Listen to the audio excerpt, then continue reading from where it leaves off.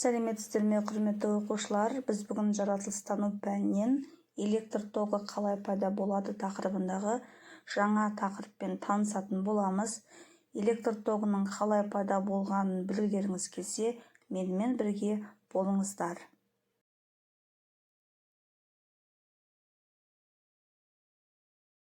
Әрине, біз сабақты түсіну үшін өз алдымызға мақсат қоямыз. Бүгінгі сабағымыздың мақсаты электр энергиясы көздерін анықтау, ақпарат көзінің түрлерін анықтау, экспериментті жоспарлау және жүргізу.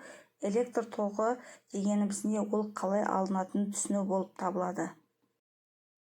Ақпаратқа назар аударайық. Адамдар бұрынғы заманның өзінде-ақ кәріптасты құрғақ шүберекпен үйкегенде оның басқа ұсақ заттарды өзіне тартатын қасиетін байқаған. Мұндай құбылысты денелердің электрлендірілуі деп атайды. Бұл құбылыс электр тоғын ашуға себеп болды. Есімізде сақтаймыз. Оқулықта берілген бірінші, екінші, үшінші суретке қарайтын болсақ, тарақ пен шашты үйкеу арқылы электр тоғын алу экспериментін көрсеткен. Бұны үй жағдайында жасап көріңіздер. Сонымен қатар осыған ұқсас қандай құбылыстағы да жасауға болады, мысал келтіруге болады. Электр сөзі гректің электрон сөзінен шыққан, ол грек тілінен аударғанда янтар, яғни кәріптас деген мағынаны білдіреді екен. Электр тоғын қай уақыттан бастап адамдар зерттеген, оның тарихына үңілу үшін біздің оқулығымызда тағы да тапсырма берілген. Ол тапсырмада электр тоғының пайда болуындағы цифрларды өсу ретімен жазамыз. Ол бойынша берілген зерттеулерді оқып, үстіне тағы да қосу қажет болатын болса, тағы да ақпараттар сіздерге қосуды ұсынамын. Енді осы суреттерге қарай отырып, электр тоғы қалай пайда болды, ол туралы сіздердің назарларыңызға видео ұсынамын. Сол видео арқылы білімдеріңізді одан әрі жетілдіресіздер деп ойлаймын.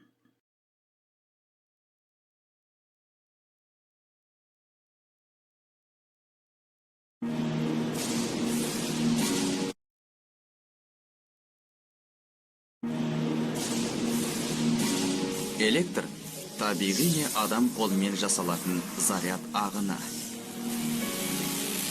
Ол қауіпті болуы мүмкін. Сөйте тұра өте пайдалы.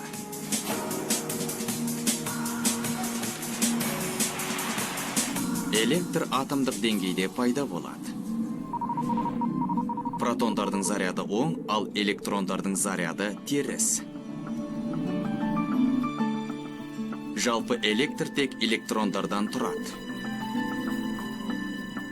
Электр өткізгішіндегі протондар атом ядросында шоғырланады, ал электрондар еркін қозғалады. Олардың зарядтары бірдей болғандықтан, электрондар бір-бірін кері итереді.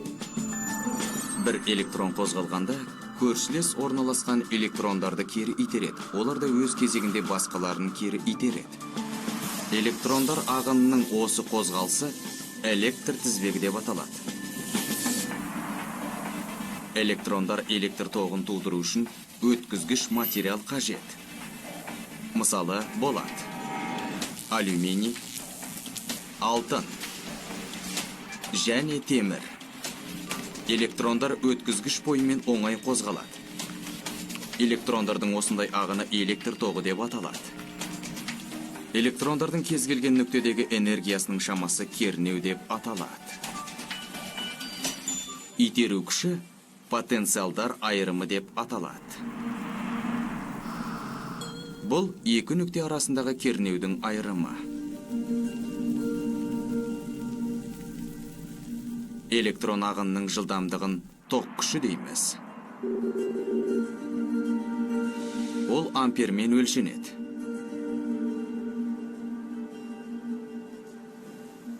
Протондар мен электрондар резеңке секілді изоляторлық материалда еркін қозғалады. Сондықтан, онда электр тоғының ағыны болмайды. Электр тоғын әртүрлі әдістермен алуға болады. Көп мөлшерде алу үшін электр станциялары керек. Ал шағын мөлшерін батареялар бере алады. Біз бүгінгі әлемді қамтамасыз етуге жеткілікті электр энергиясын өндіріп, оны түрлендіре аламыз. Бұл адамзат жетістіктерінің бірі.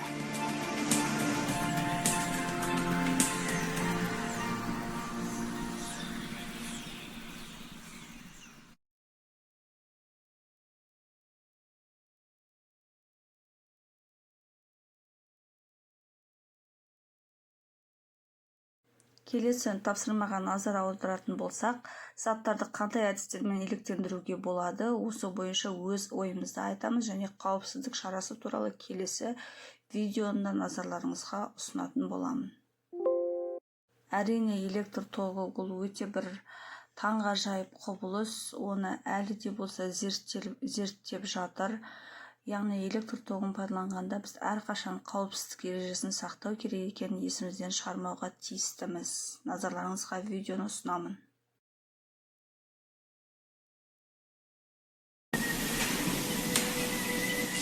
Егер де адам электр тізбегінің бір бөлігіне айналатын болса, электр тоғы оның өміріне қауіпті болуы мүмкін. Бұл жағдай орын алғанда ток адам денесі арқылы өтіп адамды электр тоғы соғады.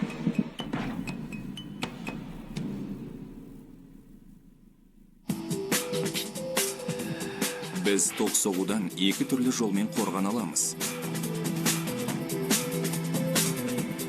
Ток өткізбейтін материалдардан физикалық кедергі жасау арқылы денемізді оқшаулап, электр тізбегінің бір бөлігіне айналмауымызға болады. Электршілер токтың қол бойымен өтуінен сақтану үшін арнайы резеңке қолғаптар киеді. Электр тоғы жерге жету үшін әрқашан кедергісі аз жол іздейді. Кедергісі аз болатын балама жолдар жасау арқылы электр тоғының өтуін бақылауға болады.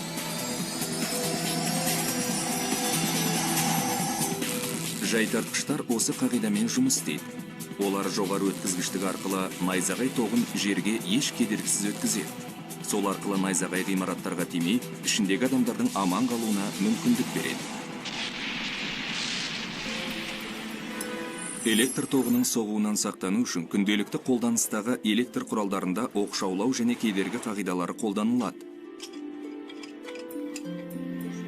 Құрылғы сымдарын қауіпсіздендіру үшін олар әрқашан оқшаулағыш материалмен қапталады. Егер де сымдар толығымен қапталмаса, қаптама сырты өте қауіпті болуы мүмкін.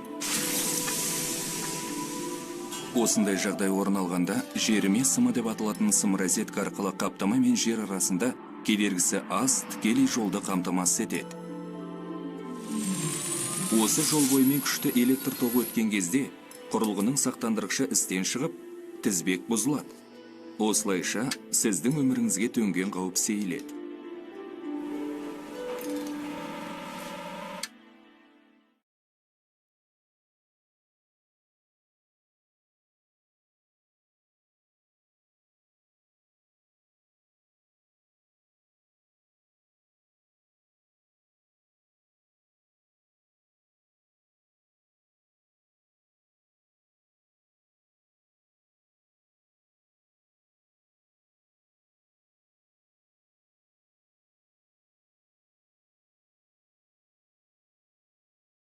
Оқушылар, сіздерге тіл алғышыларды жасауды ұсынамын. Ол үшін олжанды қағаздан жасап, электр тоғының көмегімен қалай қозғауға болатынын түсіндіресіздер.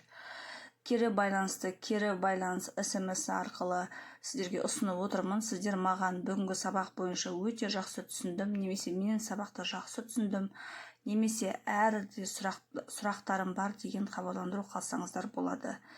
Сіздердің назарларыңызға, менімен бірге сабақта болғандарыңызға алғысым шексіз. Аман болыңыздар.